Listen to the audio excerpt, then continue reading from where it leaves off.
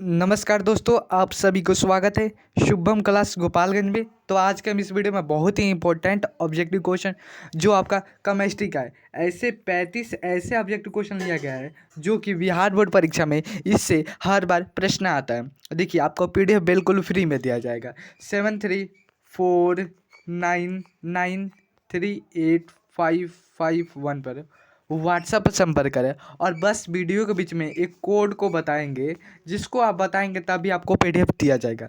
तो बिल्कुल आप वीडियो को शुरू से अंत तक देखिए। इससे प्रश्न कम से कम तो आपका 10 नंबर का जरूर पूछेगा। इसे ये जो क्वेश्चन है बार बार रिपीट किया, कम से कम ये क्वेश्चन 3-4 बार रिपीट किया गया, उसी को हम लिए हैं। तो चलिए फ्रेंड्स, आपका पहला क्या है कि कौन ताप द्वारा, सुनिए, कौन ताप द्वारा प्रभावित नहीं होता है? कौन ताप द्वारा प्रभावित नहीं होता? ऑप्शन क्या दिया गया? सामान्यता, मूललता, मूलरता, नर्मलता। इनमें से कौन है जो ताप के द्वारा प्रभावित नहीं होता? तो इसका सही उत्तर क्या हो जाएगा? मूललता। मूललता क्या होता है? वो ताप के द्वारा प्रभावित नहीं होता है। इसका परिभाषा क्या है?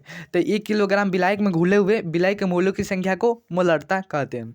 चलिए, दूसरा नंबर प्रश्न की बात करते हैं। इसमें क्या पूछा है कि निम्नलिखित में से किसका हिमांक अवनमन अधिकतम होता है? देखिए फ्रेंड्स, निम्नलिखित में से किसका हिमांक अवनमन सबसे अधिकतम होता है फ्रेंड्स? तो इसका सही उत्तर क्या हो जाएगा? देखिए, क्या यूरिया का होता है, तो क्या ग्लूकोज का होता है, क्या K2SO4, क्या NaCl? तो आपको मालूम होगा कि सबसे ज़्यादा हिमांक अवनमन जो होता है ना, वो K2SO4 में होता है। किसमें? K2SO4 में होता है। ऑप्शन नंबर सी सही उत्तर हो जाएगा। चलिए, कास्टिक सोडा में होता है। चलिए, तीसरा नंबर प्रश्न में बात करती है। इसमें क्या पूछा है कि किस अभिक्रिया का वेग निम्नलिखित प्रकार से व्यक्त होता है? वेग Ka²V। इस अभिक्रिया की कोटि क्या होगी? इस अभिक्रिया के आपको कोटि बताना है। तो इसका सही उत्तर क्या हो जाएगा दोस्तों? इसका सही उत्तर आपका 3। इसमें आपको कोटि कितना हो जाएगी? 3। ऑप्शन नंबर बी सही उत्तर हो जाएगा। चलिए, 4 नंबर प्रश्न में बात करती है। इसमें क्या पूछा है कि कॉपर पाइराइड का सूत्र बताइए। आपको कॉपर पाइराइड का क्या बताना है? सूत्र बताना है।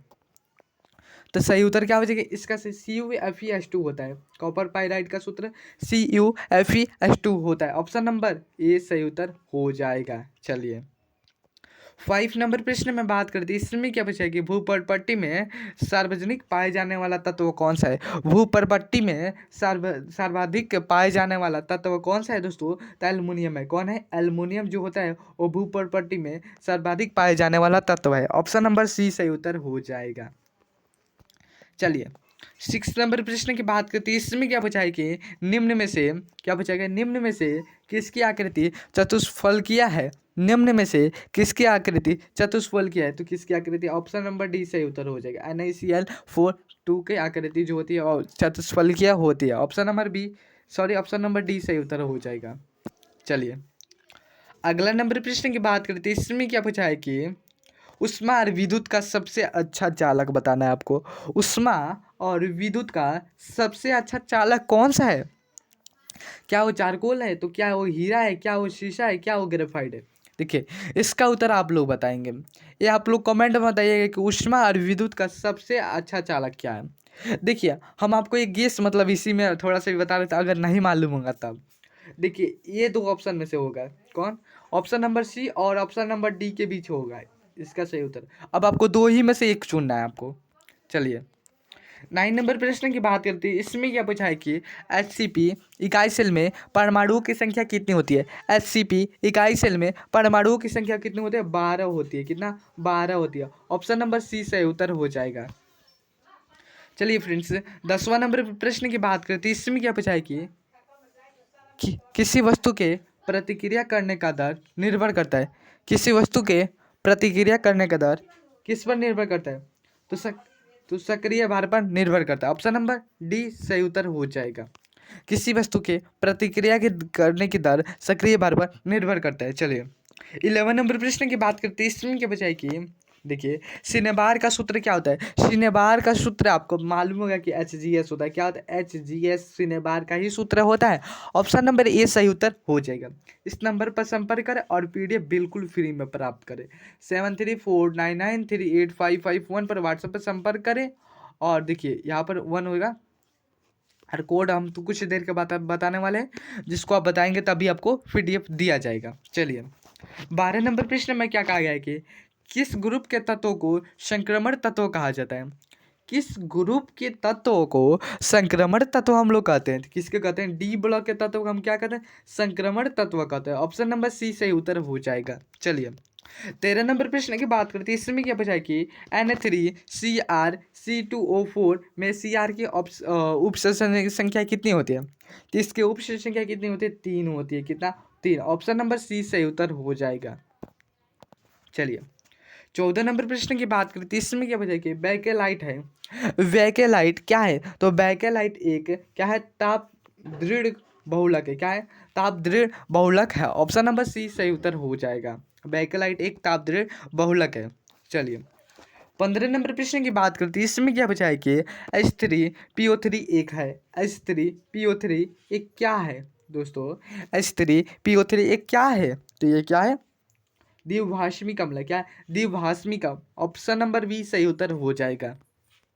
चलिए 16 नंबर प्रश्न की बात करते हैं। इसमें क्या बचा है कि निम्नलिखित में से कौन द्वितीयक सेल है? निम्नलिखित में से कौन इनमें से कौन द्वितीयक सेल है? तो इसका सही उत्तर क्या हो जाएगा? लेड स्टोरेज बैटरी जो है वो एक द्वितीयक सेल है। ऑप्शन नंबर सी सही उत्तर हो जाएगा। चलिए अगला नंबर प्रश्न की बात करते हैं। इसमें क्या बचा है कि सामान्य सूत्र CnH2n+2 का यौगिक। देखिए इसका सूत्र क्या होता है? इस किसका सूत्र है? CnH2n+2 किसका सूत्र है? बताइए दोस्तों। तो ये जो सूत्र है किसका सूत्र है? आप सही उत्तर क्या हो जाएगा? एल्केन का, सॉरी अल्केन का सूत्र है। क्या है? अल्केन का। यहाँ पर आपको ऐसे लिखा आएगा एल्केन, अल्केन का सूत्र है। ऑप्शन नंबर ए सही उत्तर हो जाएगा। चलिए 18 नंबर प्रश्न की बात करते हैं। इसमें क्या बचा है कि CaO किसका सूत्र है? CaO किसका सूत्र है यह पूछा गया। तो किसका सूत्र है? काली चूना का सूत्र है।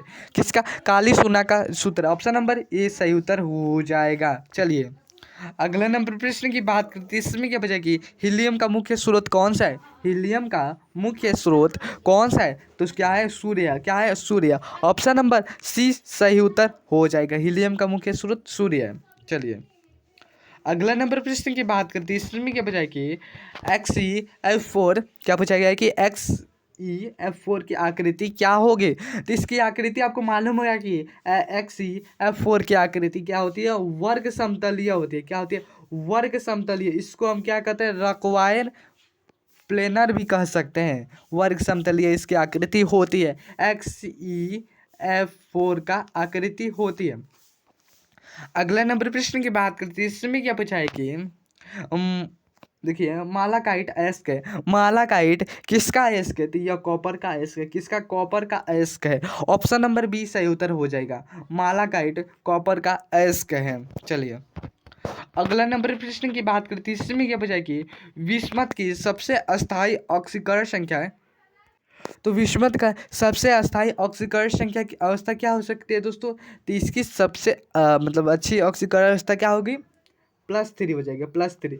देखिए आपको PDF लेने के लिए 7349938551 पर व्हाट्सएप पर संपर्क करें। और कोड क्या है आपका? इसमें आपका कोड है देखिए 405 कोड है। क्या है? 405 जो है वो एक इस वीडियो देखिए इस नंबर पर संपर्क कर और यह कोड है। आपको PDF बिल्कुल इसका फ्री में दिया जाएगा। चलिए अगला नंबर प्रश्न की बात करते हैं। इसमें क्या बचा है कि निम्नलिखित में से कौन सा सबसे शक्तिशाली ऑक्सीकारक पदार्थ है? तो देखिए इसमें क्या बचा है कि निम्नलिखित में से सबसे अच्छा, तो इनमें से कौन सबसे शक्तिशाली ऑक्सीकारक पदार्थ है दोस्तों? तो I2 है। क्या है? I2। ऑप्शन नंबर बी सही उत्तर हो जाएगा। चलिए फ्रेंड्स अगला नंबर प्रश्न की बात करते हैं। इसमें क्या बचा कि सल्फाइड अयस्क का समाहर किया जाता है। किसके द्वारा सल्फाइड अयस्क का समाहरण किया जाता है? किसके द्वारा किया जाता है फ्रेंड्स? तो इसका सही उत्तर फेन उत्प्लावन विधि के द्वारा ही सल्फाइड अयस्क का समाहरण किया जाता है। ऑप्शन नंबर बी सही उत्तर हो जाएगा। चलिए अगले नंबर प्रश्न की बात करते हैं। इसमें क्या पूछा है कि निम्नलिखित में से कौन सा प्रथम पंक्ति का संक्रमण तत्व नहीं है? निम्नलिखित में से कौन सा प्रथम पंक्ति का संक्रमण तत्व नहीं है? देखिए संक्रमण तत्व किसको कहते हैं? तो डी ब्लॉक के तत्व को हम संक्रमण तत्व कहते हैं। अब बताइए इनमें क्या पूछा है कि प्रथम पंक्ति के संक्रमण तत्व कौन नहीं है? प्रथम पंक्ति के संक्रमण तत्व इनमें से कौन नहीं है दोस्तों? तो इसका सही उत्तर क्या हो जाएगा? मैग्नीशियम जो है वो प्रथम पंक्ति के मतलब संक्रमण तत्व नहीं है, तो इसका सही उत्तर क्या हो जाएगा? इसका सही उत्तर आपका सी हो जाएगा। चलिए अगला नंबर प्रश्न की बात करते हैं, इसमें क्या बचेगा? निम्नलिखित में से देखिए, निम्न में से कौन सा अणुसंख्या गुण नहीं है? निम्नलिखित में से कौन अणुसंख्या गुणधर्म नहीं है? तो कौन नहीं है? देखिए प्रकाशीय क्रियाशीलता जो है वो अणुसंख्या गुणधर्म नहीं है। ऑप्शन नंबर सी सही उत्तर हो जाएगा। चलिए अगला नंबर प्रश्न की बात करते हैं, इसमें क्या बचा है कि कार्बन की संयोजकता कितनी होती है? कार्बन की आपको संयोजकता बताना है, तो कार्बन की संयोजकता कितनी होती है? 4 होती है। ऑप्शन नंबर सी सही उत्तर हो जाएगा। देखिए फ्रेंड्स, आप इस नंबर पर संपर्क करें और आपको पीडीएफ बिल्कुल फ्री में दिया जाएगा। 7349938551 पर व्हाट्सएप पर संपर्क करें और आपको कोड बिल्कुल फ्री में दिया जाएगा। तो हम मिलते हैं अगले वीडियो में। Thank you, thanks for watch. जय हिंद, जय भारत।